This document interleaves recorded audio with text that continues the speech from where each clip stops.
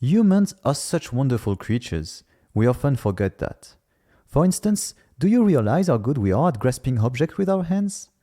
Thanks to our very sensitive skin, we can perform advanced tasks such as detecting when an object is about to slip and fall. This is difficult to perform with robots, mainly because it would require to have the same sensing ability. This is the topic of today's presentation. Hello, my name is Théo Le Signor. I work for Melexis, a European semiconductor company that primarily provides chips for automotive business.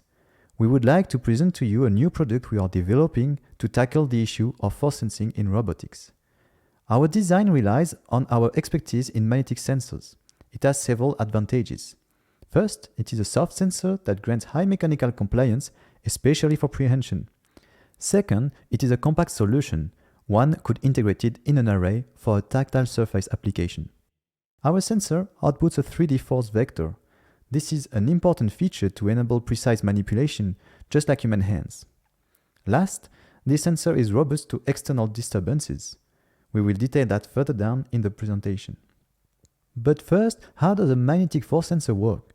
It is made of a magnet embedded inside an elastomer, which is placed above a magnetometer device.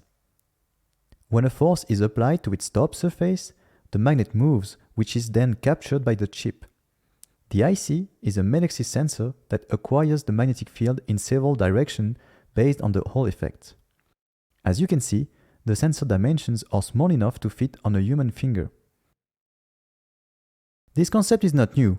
Our novelty is that we use a multipixel chip that can read the magnetic field at 4 different locations. Lateral displacement of the magnet can then be easily detected, which allows a better precision, especially for shear forces. Furthermore, we can perform a gradiometric readout and read relative variations of the magnetic signal. This is the key for the main robust feature of the sensor, stray field rejection. In fact, in an experiment, we placed our sensor inside coils producing a uniform magnetic field. That allows us to replicate non-ideal conditions for a robot to operate, near small magnets, motors, or power cables. Thanks to our novelty, the output value stayed well below the 1% of the full-scale error, as seen on the blue curve. To give a reference, reading only one position led to the red curve.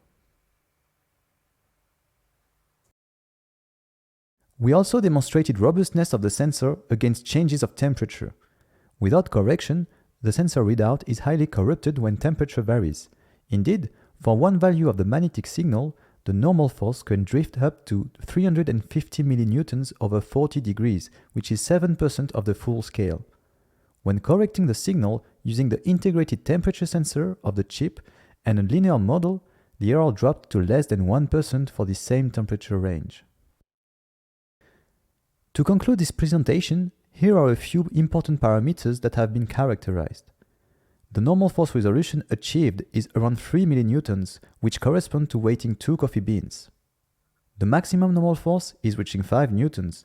This means that the dynamic range of the sensor is 1700 to 1, which is around 11 bits of precision. Last, the sensor is robust against stray fields and rejects them, so the disturbance is always lower than 1% of the full scale. In summary, our sensor will give the sense of touch to robots by measuring a 3D contact force in a compact package with a soft contact area. Thank you for your attention. Don't hesitate to contact myself or one of the co-authors if you have any questions. Goodbye.